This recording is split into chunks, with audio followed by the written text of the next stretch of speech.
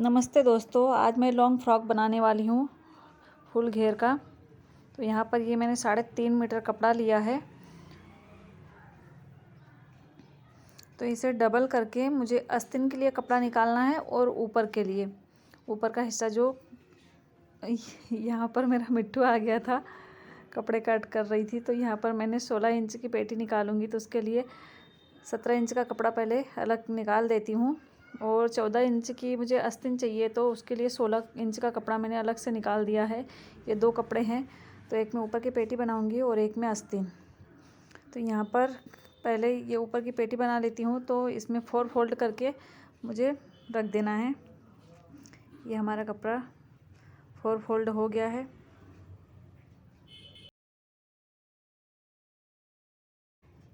साढ़े 15 इंच की लंबाई लूँगी ऊपर की पेटी की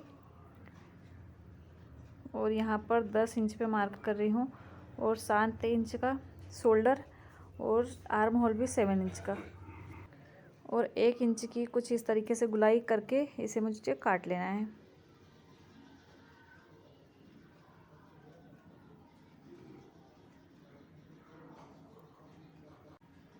ये हमारा दोनों हिस्सा कट चुका है, आगे का भी और पीछे का भी। अब ये एक हिस्सा हम रख देते हैं और अब आगे के गले की कटिंग करते हैं। तो यहाँ पर मैंने 4 इंच पे मार्क किया है गले का और 2 इंच की चौड़ाई, 4 इंच की लंबाई और पूरा गला 7 इंच का मैंने कट किया है। सामने का गला मैं कॉलर वाला बनाऊंगी वी शेप में और एक अलग से डिजाइन आएगी। यहाँ पर आगे वाला हिस्सा हल्का सा कट कर देना, ऊपर से आधा इंच के करीब में छोटा काटना है। अब यहाँ पर मैं निकाल लेती हूँ आस्तीन। आस्तीन की गुलाई आएगी 16 इंच का, तो 8 इंच पे एक लाइनिंग मार्क किया है और 2-2 इंच दोनों तरफ से एक्स्ट्रा कपड़ा लिया है और कुछ इस तरीके से मार्क करके इसे कट कर लेना है। आस्तीन अगर साइड में से ज़्यादा भी अगर कट कर लेंगे तो लगाने में आसानी ही रहती है, कपड़ा घटना नहीं चाहिए। और यह आगे का जो हिस्सा हम लगाएंगे उसमें हल्का सा काट लेते हैं। तो ये एक भाग आगे लगेगा, एक भाग पीछे, और हम अब घेरा काटते हैं पूरा फुल। तो ये ओरेब में कुछ इस तरीके से दोनों हिस्सों को 4 फोल्ड करके बिछा लेना है। इसमें पूरा गोल घेर कटेगा।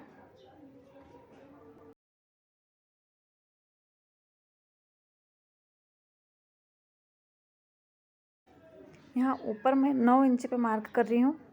एक घेर काटने पर एक बात का ध्यान रखिए, जो ऊपर का कोना है जहाँ पर हम मार्किंग करते हैं ऊपर से ये लाइनिंग तक का नाप ले। अगर 12 इंच पे आ रहा है तो दोनों तरफ 12-12 इंच पे मार्क करके ऐसे गोल निशान लगा दीजिए।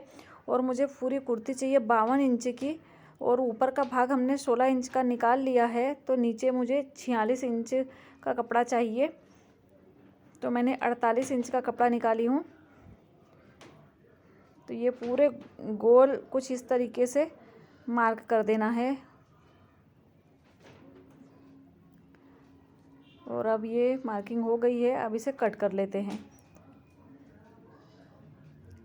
48 इंच का अगर लगाए हैं तो पूरा पूरा घेर में 48 इंच पर ही निशान लगा के गुलाई दे दें।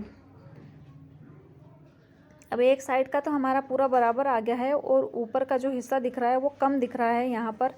तो यहाँ पर मैं कुछ इस तरीके से, ये कपड़ा है, इसे जॉइंट कर दूँगी, सिलाई लगा के गुलाई कट कर दूँगी।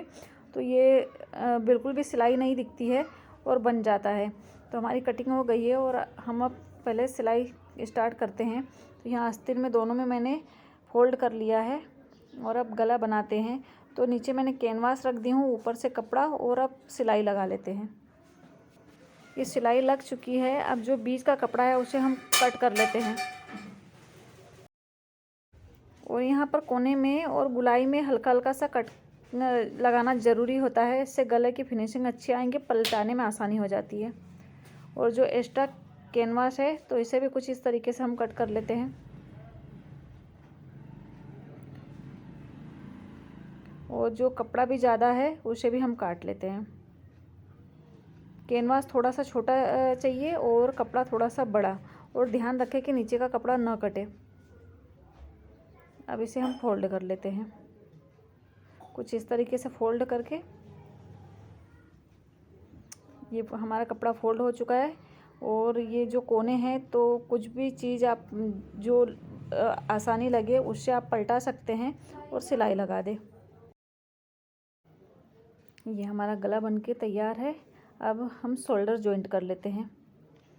ये एक भाग सीधा रखी हूँ, उसी के ऊपर वाला कपड़ा उल्टा रख के दोनों शोल्डर जॉइंट कर लेना है और बीचम बीच में एक कट लगा देना है।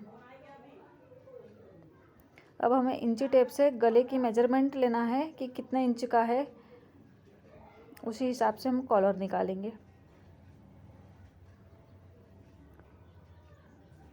यहाँ पर 16 इंच का गला है तो 19 इंच की कॉलर निकालेंगे। एक साइड से बड़ी कॉलर निकालना है और एक साइड से बराबरी।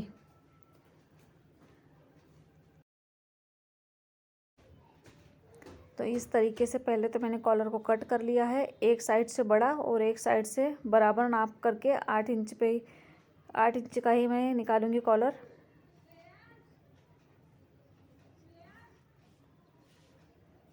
और एक साइड से 2-2.5 इंच जितना भी लगे उतना ज़्यादा निकालना है। और कॉलर आपको जितनी चौड़ी चाहिए उस हिसाब से आप निकाल सकते हैं। और बीचम बीच में कट का निशान लगा दें।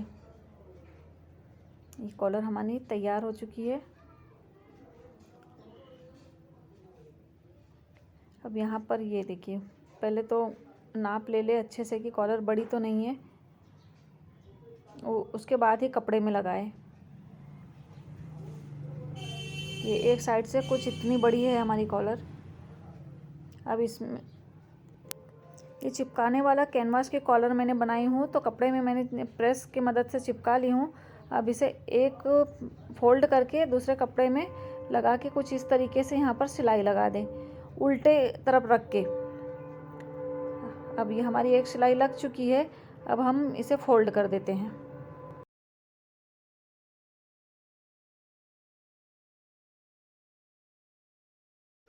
यहाँ पर बाहर के साइड कॉलर को पलटा के आसानी से सिलाई लगा देना है।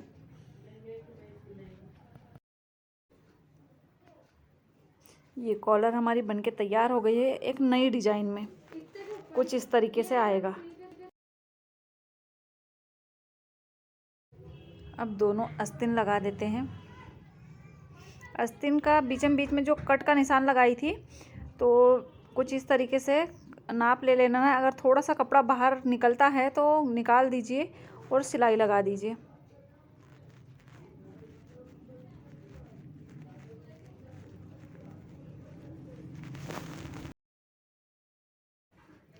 ये हमारी दोनों आस्तीन लग के तैयार हो चुकी है। अब नीचे का घेरा तैयार करते हैं। तो ये जो कपड़ा घट रहा था साइड से एक साइड, तो यहाँ पर मैं कपड़े को पहले जॉइंट कर लेती हूँ एक सिलाई लगा के।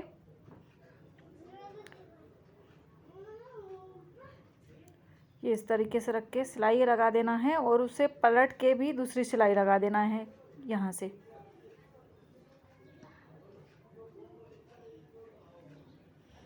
ये हमारा एक घेर तैयार हो चुका है। अब इसे फोल्ड करके जो बड़ा एक साइड का है तो उसे कट कर दीजिए, बराबर गुलाई आनी चाहिए, कपड़ा छोटा बड़ा नहीं रहना चाहिए। अगर कम ज़्यादा हो तो उसे काट दीजिए। जो कपड़ा हम कली अलग से लगाते हैं वो थोड़ा बड़ा ही कपड़ा लीजिएगा, फिर बाद में काटने में आ जाए। और हमारा घेरा भी लग चुका है। अब हम फिटिंग लगा देते हैं।